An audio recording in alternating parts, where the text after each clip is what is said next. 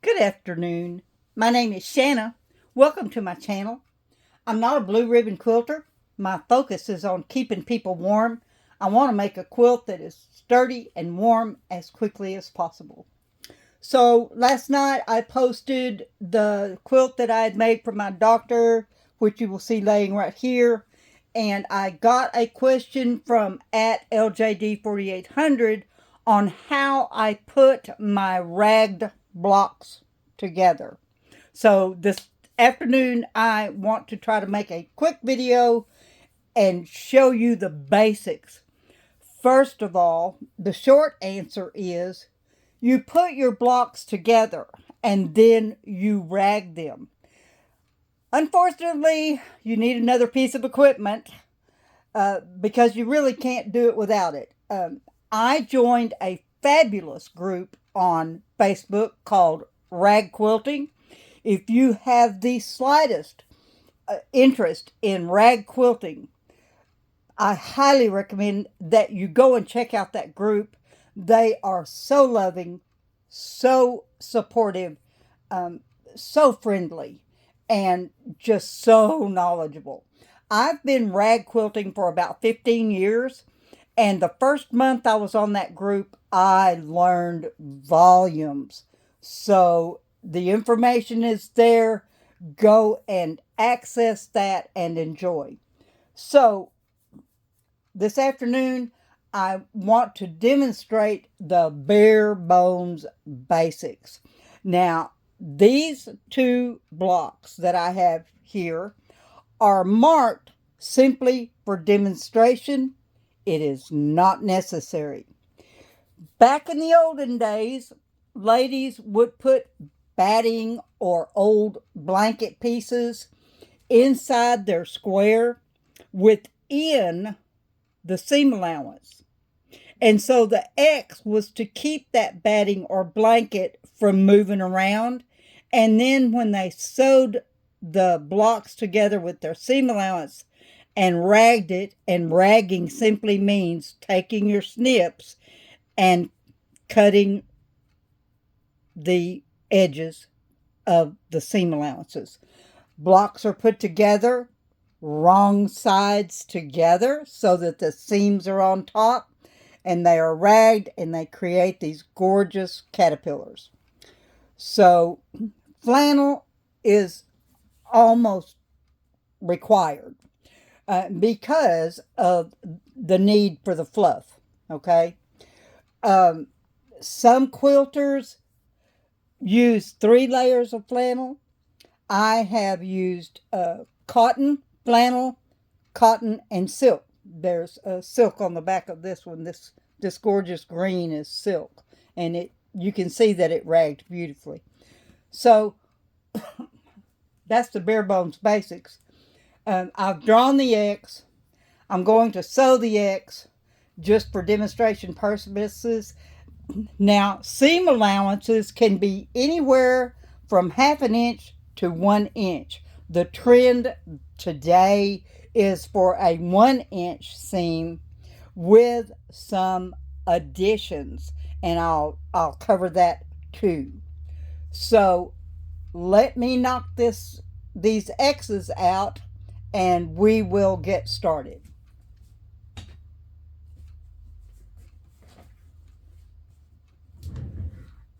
It's best to have a walking foot because you have 3 layers, and so you need to keep those together, and you don't want them.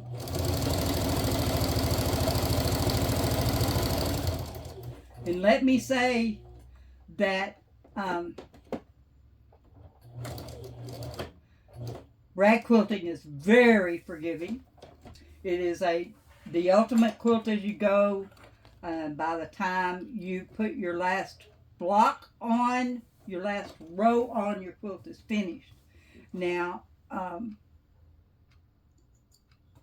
the possibilities for design have no limit. You can piece this area and then frame it so that your seam allowances are not tied down. Okay.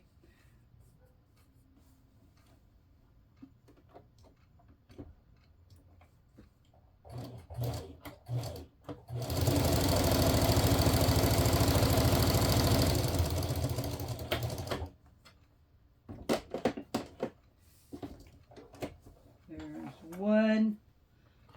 I'm not going to be real particular about cutting threads because they do get whacked in the seam allowance. So we just want to get this on here.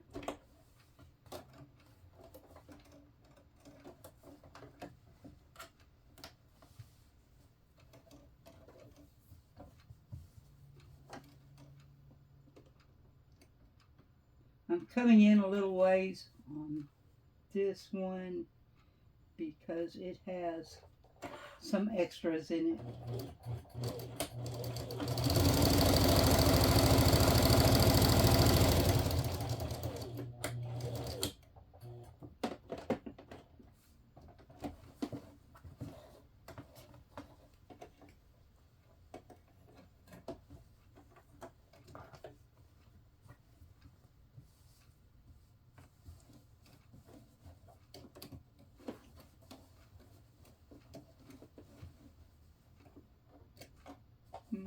Okay.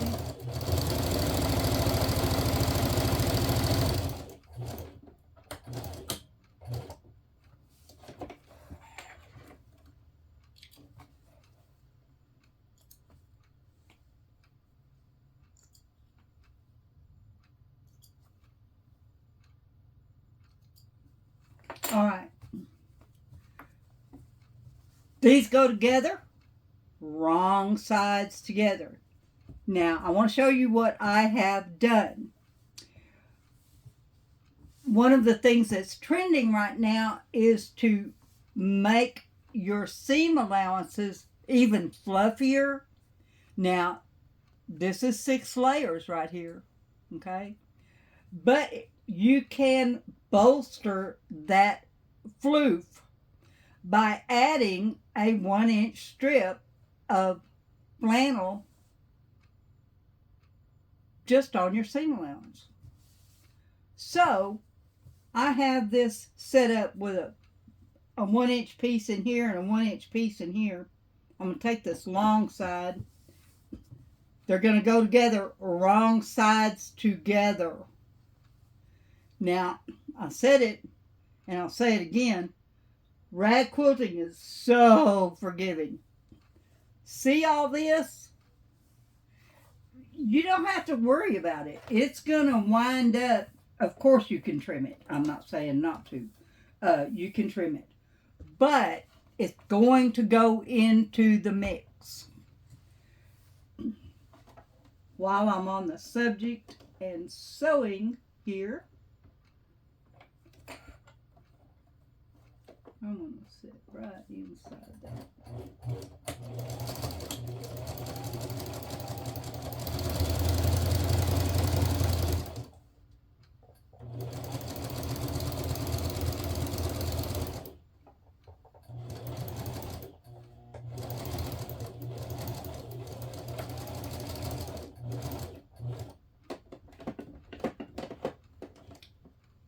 There are some absolute musts. When your quilt is completed, this is what I do. I have a pair of immaculately clean, brand new shower shoes. They are a mesh with a rubber sole and totally washable. And I throw them in the dryer. I take my completed ragged quilt, I put it in the dryer, no heat, just on the air only setting.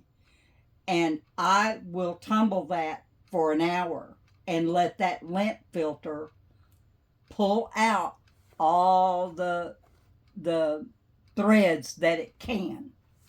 Then I put it in the washer. I take it out of the washer and I put it back in the dryer with a dryer sheet and those shoes again. I stop it every 20 minutes and clean the filter. It sounds like a pain, but it's not when you get these gorgeous caterpillars. So about every 20 minutes, I stop it, I clean the filter, I let it go again, clean the filter, let it go again, clean the filter when it's done. And as a result, this is not gonna explode threads all over my doctor's house.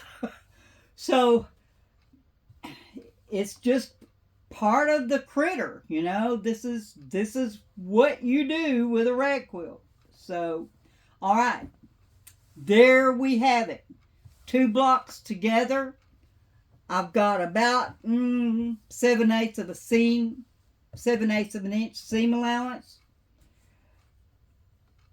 When I started rag quilting 15 years ago, the instructions said to clip every ½ inch. And that was adequate.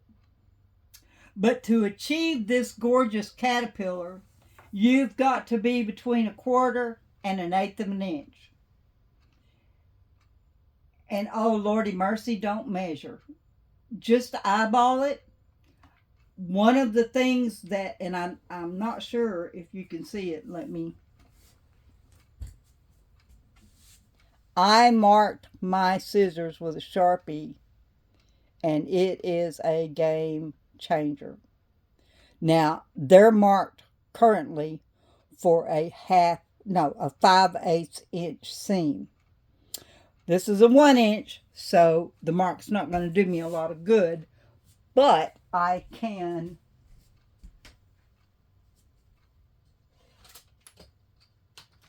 remark it.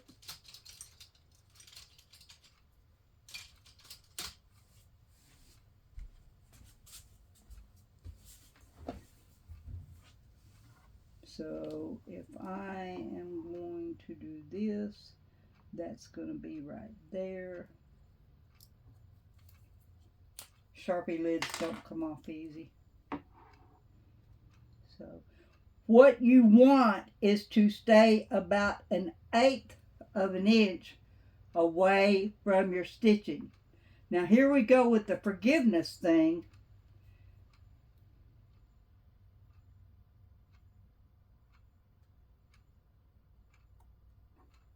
Should you by accident cut through your stitching, you would simply take your quilt back to the machine and sew behind where you cut it.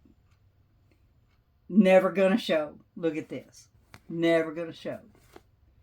So we come in here and we simply, I stay 1 inch away from the corner while I'm constructing the quilt. And that's another thing. Let me say this right quick. When you're putting your quilt together, working by rows or columns, it pays to snip when you have finished putting a row or a column together. Stop, relax, grab your snips, snip those seam allowances, then go to the next one. On this quilt, I decided that I would put the quilt together and then I would sit down in the evenings and rag it. My hands were so sore, y'all. Even with these wonderful snips, my right hand, it didn't swell, but boy, I was wondering. So snipping as you go, quilt as you go, it just makes life easier.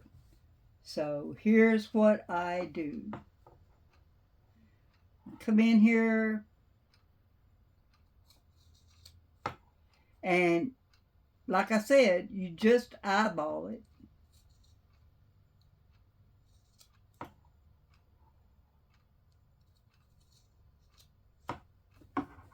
Let me stand up and get in front of the camera.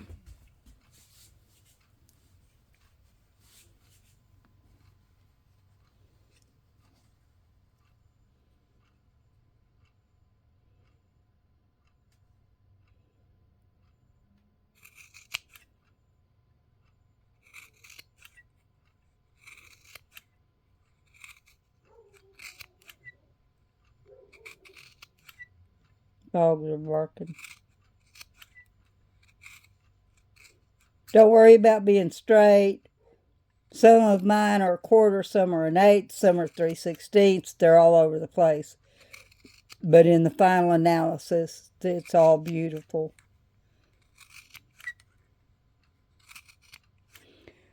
So there you have it, beloveds.